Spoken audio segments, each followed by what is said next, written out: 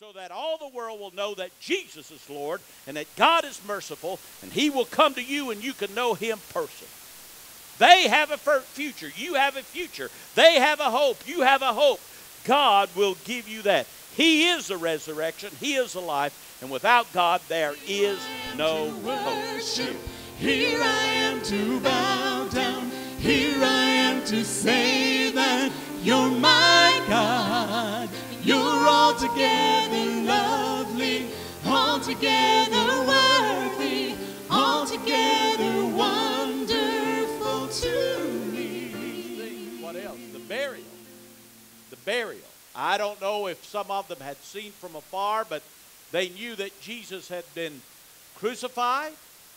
He had been clinically pronounced dead, and he was placed in a tomb, and there was a soldier or some soldiers, a squad of military people, a seal of Rome placed upon that tomb so that nobody could steal the body. I mean, Jesus had predicted that he would raise from the dead, and they certainly didn't want that to happen. I mean, things would get completely out of control. After these things, the death, the burial, the resurrection, the appearance of Jesus, the empty tomb, but what happened? In a few days, the disciples went fishing. They did not go to Myrtle Beach, deep sea fishing. They didn't go on a vacation. They went back to their old way of life. Because all of these things that had happened, the death, the burial, the resurrection, the appearances, Judas, it was just absolutely more than they could cope with. Do you ever have a faith attack? Do you ever, I mean, you've met Jesus, you say you believe all these things, but sometimes you just have problems of being motivated to do what Jesus tells you to do. It's the grind. It's the grind. Psychologists tell us most of us can take those sudden, quick, hard licks. But I tell you what gets you, it's the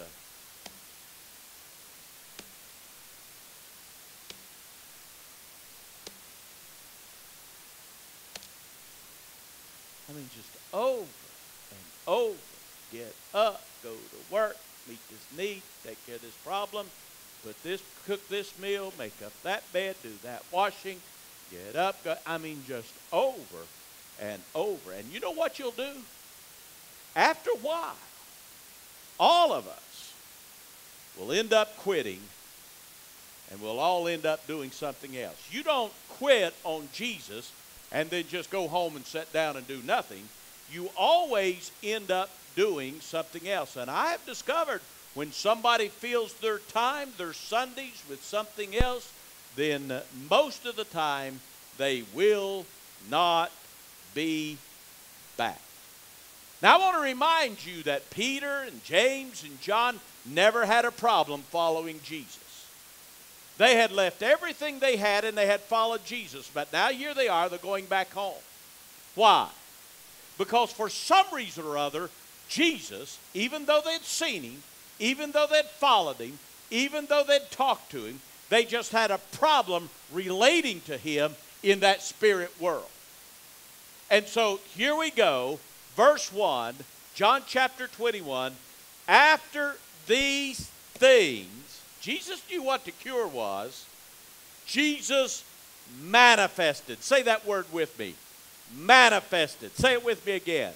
Manifested. You don't say that word, do you? That's not in your vocabulary. You don't say, well, I went to the theater and a movie was manifested to me.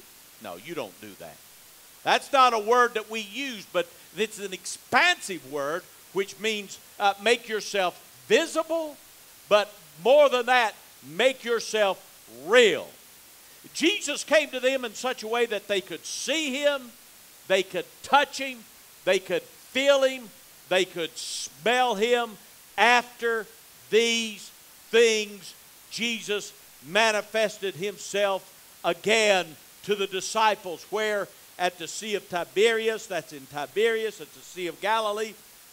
By the way, I've been to this place. There's a Roman Catholic church there right now. And manifested himself to this way to who? Verse 2. Simon Peter, Thomas called Didymus, and Nathanael in Galilee, the sons of Zebedee, and 2 others of his disciples were together. That's interesting that there's a list there. Why is there this list? I want to remind you, if you look at the list, and then it just says 2 others, all of these guys had been categorized as having some kind of faith failure. Peter had denied Jesus. Thomas had doubted Jesus. Nathanael, if you read about, everything about Nathanael, he was historically cynical. Sons of Zebedee, well, they're climbers, they're opportunistic, they got a temper problem. They were the sons of thunder. I mean, here John is. This is John. John, the beloved disciple, it says they said he was the son of thunder. He had a temper problem. I mean, he would just let you have it in a heartbeat. Well, what's the Bible saying?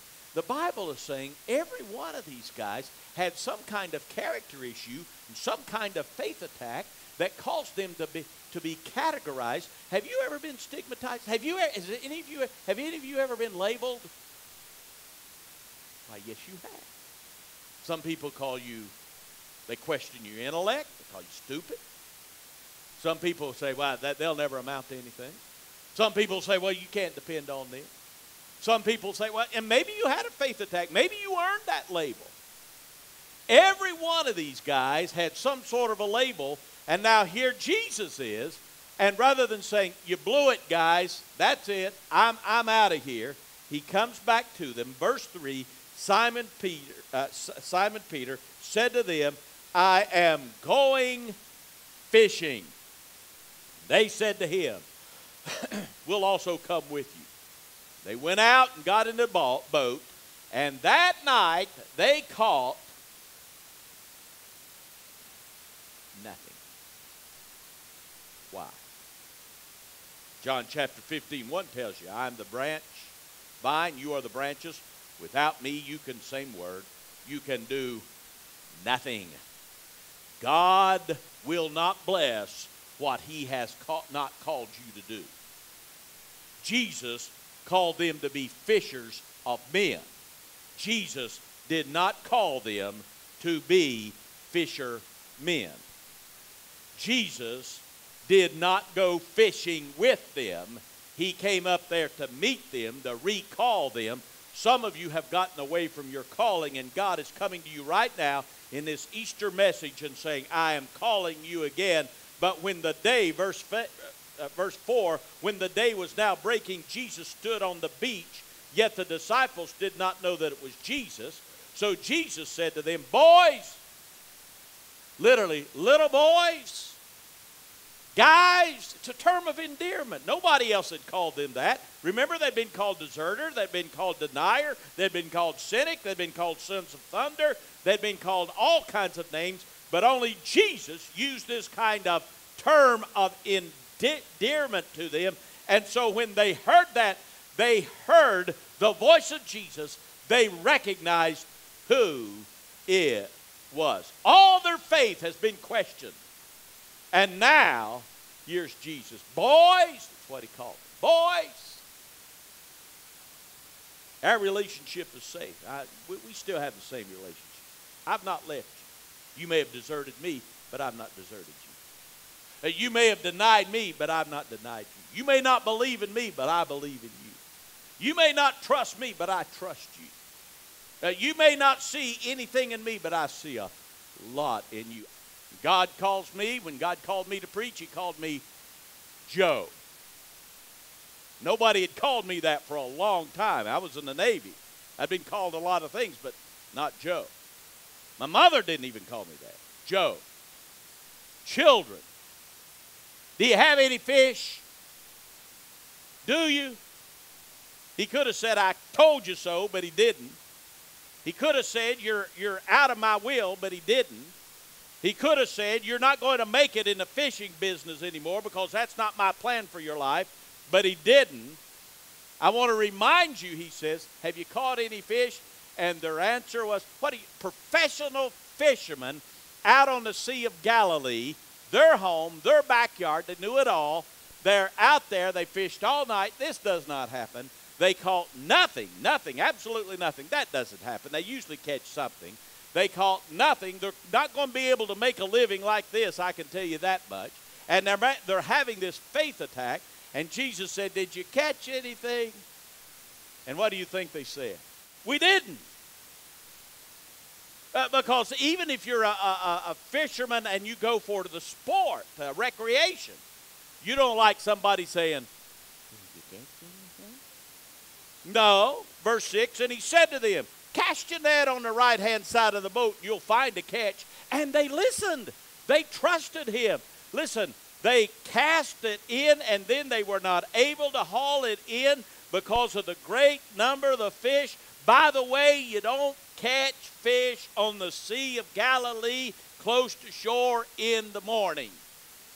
That's against all the rules. It does not happen. And here Jesus, a carpenter, is telling these professional fishermen who'd caught nothing that night, he says, cast your net over on the right-hand side of the boat.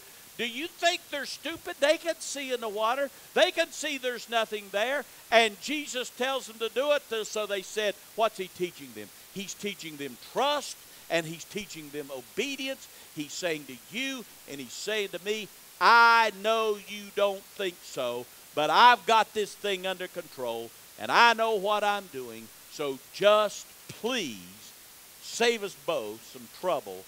Trust me. Verse 7, therefore, that disciple whom Jesus loved, by the way, that's John. John never mentions his name, but everybody knew he was a beloved disciple, whom Jesus loved, said to Peter, it's the Lord. So that when Simon Peter heard that it was the Lord, he put his outer garment on, for he was stripped for work, and threw himself in the sea. He couldn't wait. He could not wait. He swam. He could not wait for that boat. He ran to Jesus, but the other disciples came in the little boat, for they were not far from land, but about 100 yards away, dragging the net full of fish. And guess what? When they got there, Jesus had a charcoal fire ready, and they got the fish out, and they took the fish, and he cooked the fish, and they all ate some fish. Why? Jesus wanted to prove to them, and John's writing to them because he wants to tell the people in his day and time, Jesus is real, and you can relate to him. You can touch him, you can feel him, you can hear him, you can talk to him. Jesus is real. He really died on that cross, and he really died on that cross for us, and he really was put in that grave, and he really did resurrect. It's not a ghost, it's not a spirit, it's the reality of the Jesus that we knew. He came. We have a witness to the resurrection of Jesus Christ. And here it is again. They're saying, we're not lying to you. They're not mistaken. We know that Jesus came back from that grave. Why? They're not trying to bail somebody out. All of these guys, every one of them suffered unbelievable suffering. All of them died as martyrs. Let me tell you what, liars and martyrs aren't made out of the same thing.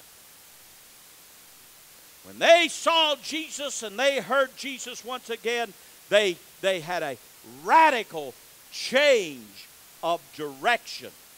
And they ate breakfast with him. And that's when Jesus asked Peter, do you love me, Peter? Do you love me? Do you love me? Feed my sheep, feed my sheep. He says the motivation for you being faithful to me is not going to be fear. It's going to be love. If I'm real to you, you can't love a ghost. You can't love somebody you've heard about. You've got to love somebody that you can touch and feel and that you know. You die for somebody that's real to you, and you know that he will not desert you. He motivates you. He strengthens you. He empowers you by the very fact of his presence. What a message Jesus defeated death.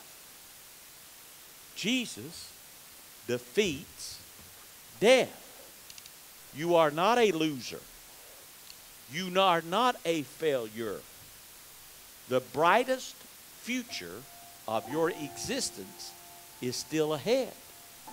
And the day you see Jesus face to face in heaven, you will say, the half has not yet been told.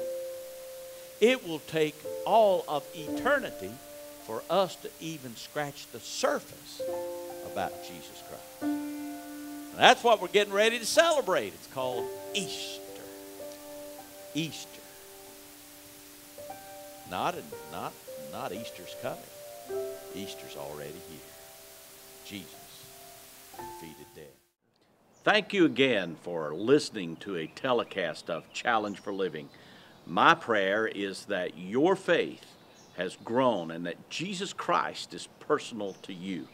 Jesus is alive, and this Easter season we're celebrating the fact that Jesus is alive and well, and he is trying his best to redeem the entire world. And one of the things we do here at Challenge for Living, in fact, the main thing we do, is we try to go throughout the entire world and tell people about Jesus Christ. And the way we do that is to go on mission trips where we go all over the world. And right now, we're building an orphanage in India, attempting to reach thousands, millions for Jesus Christ that have been abandoned by their parents and by their government and by everyone. And so if you want to be a part of this, then I ask you to send us a donation at Challenge for Living, 7427 Matthews Mint Hill Road, Post Office Box 104, Suite 105, Mint Hill, North Carolina, 28227. You see that on your screen right there? I hope that you'll pray about this and become a part of what's going on as we reach the entire world for Jesus Christ.